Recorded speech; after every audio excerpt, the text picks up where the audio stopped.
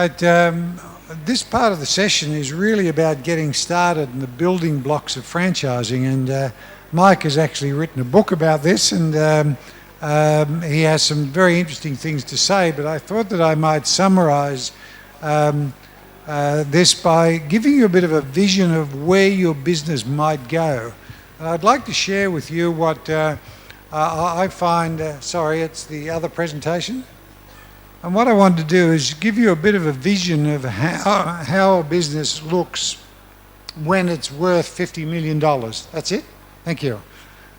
And it'll give you an idea of what you should be working towards. A lot of people start a franchise operation by thinking about how do they grow their business. So what I'm going to do is just give you a snapshot of what this business will look like, or what a business can look like, and what it needs to look like to be worth $50 million.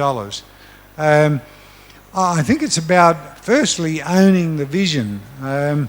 As Jack Welch said, good business leaders create a vision, they articulate that vision, they're passionately owning the vision, and they relentlessly drive it towards completion. So if you're going to grow a business, you really need to think about what is your vision, where do you want to be in 5 years and 10 years' time? Not at the end of your life, but a finite time. If we look at why franchising, obviously there's two key elements here. One is raising the funds to expand, and secondly is finding the right people. So it's really important that you understand, what are those big drivers of franchising, and whether you've got those foundations necessary to attract the right people and ensure that you've got the funds. And franchising provides those funds. So what I think that we've got to do is think about this. How do I run a successful operation, right? That's what I would assume many of your businesses have got now. Could I ask the question, how many people are in business here now and currently in business? You've got to start to think about going beyond starting your business and having an established business, right? In other words, how do I run your operation, and start to think about how can I construct a sustainable network where every participant is able to benefit from this investment. So in other words, how can you reproduce your network and grow a bigger business? I'm not sure what we can do about that noise, but my apologies. Perhaps we can ask the question outside. So if we look going forward and what this thing will look like, I just want to give you an example.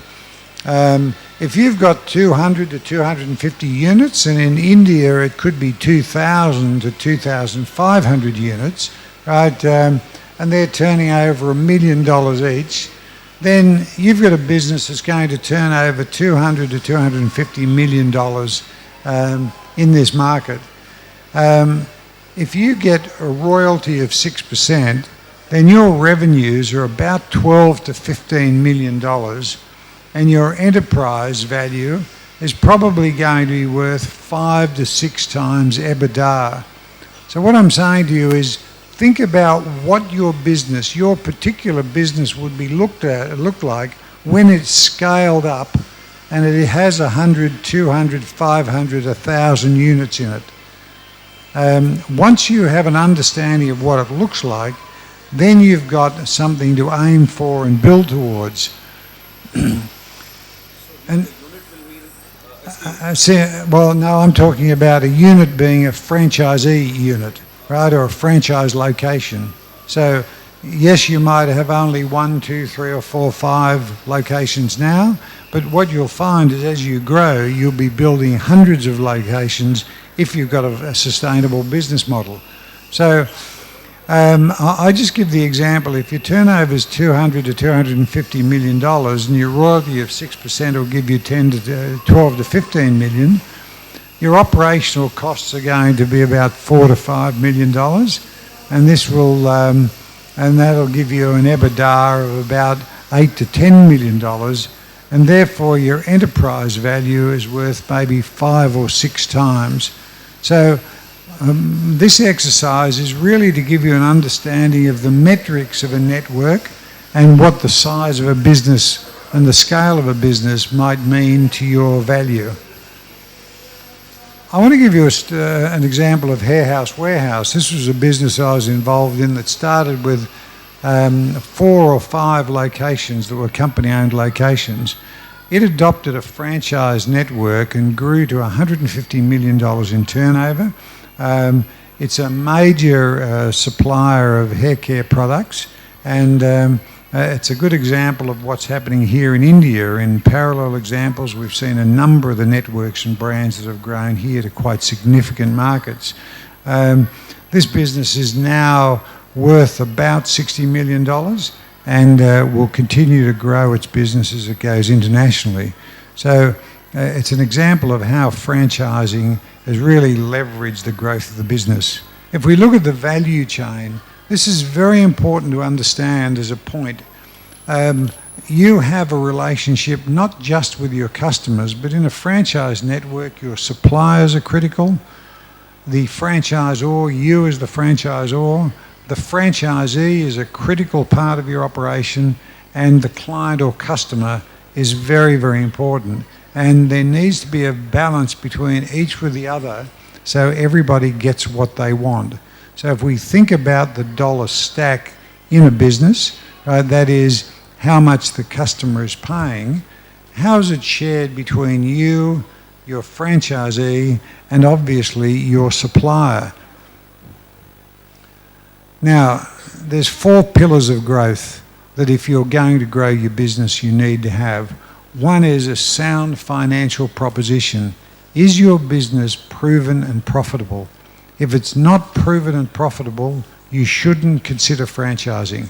I know that sounds almost very basic, but when I talked earlier on today about the ups and downs of franchising, I'm sure that you saw that there was many of these networks have been built without a truly profitable model, and that's why they failed.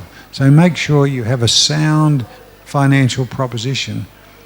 The second leg of this is a strong legal framework. Do you have the trademark registered? Is your intellectual property registered? If it's not and you're in business, you should register your trademark because this is what you're licensing under a franchise model. Right? Is your legal agreement a document that you can rely on at some stage in the future if you have franchise problems? Now, while there's not a requirement in law in India for a disclosure document, do you have a disclosure document that outlines what the business proposition is with the franchisee and tells them all they need to know to make a decision about franchising? I think a good disclosure document is an important part of building a successful franchise operation. Right? If we move on to the Boost Juice story, here is a business that was a juice bar. Now, juice bars produce product that you can produce at home in your blender, so they have no unique product. This business had no unique product. Its product is juices and smoothies, and it can be made in a blender with ice and apple juice and mangoes.